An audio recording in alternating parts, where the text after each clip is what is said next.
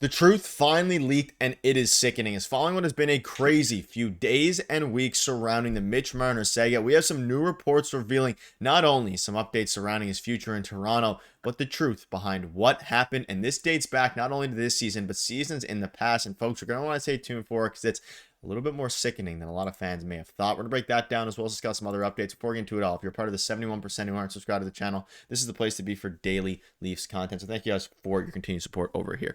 Darius, a lot to go over today. We covered Mitch Marner very recently, a video yesterday or the day before, and some more stuff came out, and it continues to get crazier. And as, of course, I mean, the Panthers won the cup now, so it's things are really going to start to pick up surrounding Mitch Marner. We're going to get some clarity, and some clarity we have already started to get. And this situation continues to get crazier. And let's just dive right into it, not waste any more time. There are a lot of points here to dive into today. And let's start with, of course, we'll start with the top bit. So Mitch Marner's camp has been distancing themselves from the team since the end of Game 7. This is from James Myrtle, so a bunch of different things to go over here. He describes the relationship between Marner and the Leafs as really bad, and he doesn't think that Marner wants anything to do with the organization anymore. And again, really bad relationship. We're going to focus on these 2 points to start, then we'll dive into some of the other ones. We knew that the relationship was fractured, but reports are coming out now. This dates back to, last season, the year before. Like, things have been on the brink and on the edge of collapsing for a while here. And for the first time, we're getting the truth behind what actually happened between the sides. And it seems like a bridge that is not able to be reconstructed here. Yeah, when I saw this, I mean, this is, first of all, new information. We didn't know this is exactly how he feels and what's going on. But to me, reading this, what is Mitch Marner so upset about? I mean, this organization bent over backwards for not just him, but the other two guys as well. And maybe even John Tavares, if you want to throw him into that as well. What is this player so mad about? Like, listen, I understand that he could be mad or upset about the fans right now. What happened at the end of Game 7? I could totally understand that, right? And the fact that he might feel like I cannot return to this because of, the way that the fans have turned on me, which I would argue he's done to himself through contract negotiations and his lack of play in the playoffs. Now, a lot of people like to throw the points out there, all of that stuff. This is a guy who has 6 points in games 5, 6, and 7 of a series since 2019. 6 points. You're not going to win hockey games that way. So I can understand from that perspective. But in terms of, the organization and saying that, the relationship is in a bad place and, he's not happy with the organization. This is a team, again, like I said, that bent over backwards for you, gave you everything that you wanted. And in return, they asked if you could please play well in some playoff games, and you couldn't do that. That's literally what happened. And, I take it back to the Chicago Blackhawks of about 10, 15 years ago, where, they had guys like Patrick Kane and Jonathan Taves in their primes, and they didn't get their contracts, their big double-digit contracts, till after they won their Stanley Cups. And that's when the Chicago Blackhawks said, listen, you're due for new contracts. What do you guys want? We'll give you whatever you want because you delivered us 2 and 3 Stanley Cups in those 6 years. With the Toronto Maple Leafs, and Kyle Dubas, he has to hold some blame in this. He said, all right, guys, we're going to front load all of this. We're going to give you everything you could have imagined and more. And then please deliver us a Stanley Cup. It went backwards, right? And I keep bringing it back to the Chicago Blackhawks, style, because they had a similar structure to the Toronto Maple Leafs that they have now, in terms of they had a couple core guys, went on to win Stanley Cups, and then they got paid, but the Leafs got paid before. So there's a lot of people to blame. I just don't understand what Marner, in terms of with the organization, is so mad about. Maybe it's something we don't know the specifics on that happened last season, but as far as we know right now, things soured already back as early as last offseason, and he's just mad with the organization. So again, I think that this organization said, here's all the money, here's everything you need to go perform. He didn't perform, and now he's still mad about it. Yeah, you can see here from on the bottom of the tweet, from talking to people around the team, James Myrtle says that he's over it. Mitch Marner, that is, and is a good way to describe how Marner feels about being a Leaf. The sense from Marner's camp that he's taken too much of the blame for the team's lack of success. So you were asking the question. These are some of the answers, I guess. Too much of the blame for the lack of the team's success. I mean, I think there was a lot of blame going around everywhere. Austin Matthews,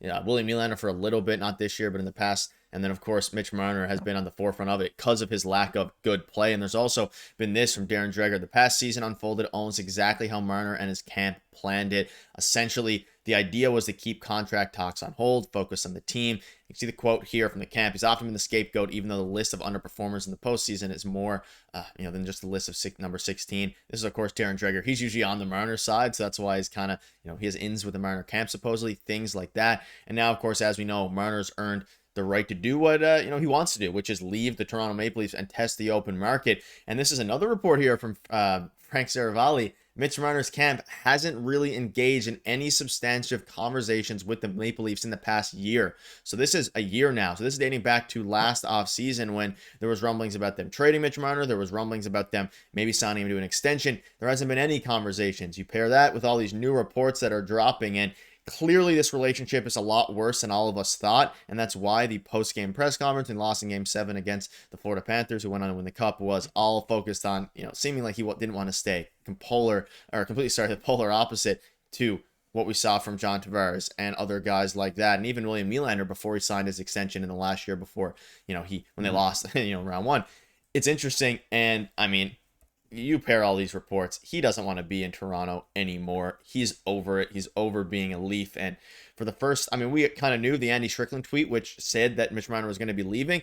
There still hasn't been a 100% confirmed report saying that that's 100% the case. However, at this point, every reporter now, even Elliot Friedman's getting in on it, saying, okay, he's gone.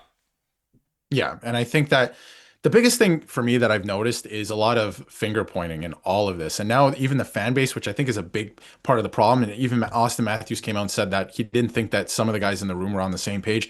The fan base is not even on the same page now. People are pointing at Austin Matthews, people are pointing at William Nylander. Like, that's not the way it should be, right? We should all be cheering for the team, for their success. And if somebody doesn't show up, they have to, obviously be held accountable for that. But it shouldn't be like finger pointing throughout the whole fan base saying, no, it's actually this guy's fault. This guy, it's his fault, right? Like, it's just so convoluted at this point. Again, I just don't understand how, the Marner camp is trying to spin this on the fans, maybe the organization. The only thing I would blame in terms of this whole situation on the organization is the fact that they should have traded this player a long time ago, and then they could have avoided this whole situation. And a lot of people like to throw out stats, right, in terms of Mitch Marner, and the fact that he leads the Leafs since, I think, 2016 in playoff points.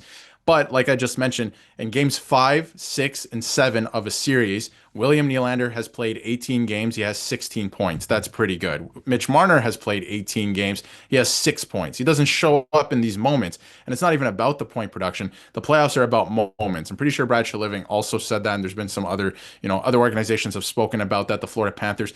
It's about moments. Sam Reinhart scored 4 goals in a Stanley Cup clinching game last night. It's moments. You show up in these moments, and he hasn't ever done that. Think of a couple of the Leafs' greatest moments over the last couple of years, comeback wins, what have you. I can think of one, and it was Marner's shot pass off of Vasilevsky's pads to Matthews, and they won that game 5. I think it was 2022. That's the only thing I can think of. Other than that, he just hasn't shown up in these moments. So don't understand, a lot of this and why he's so upset about it. I can understand why he might think I can't return, because obviously things have soured with most of the fan base, but some of it I think is a bit ridiculous. And, there's a reason I think a lot of people hold him as the scapegoat and accountable. Yeah, Sam Reinhart.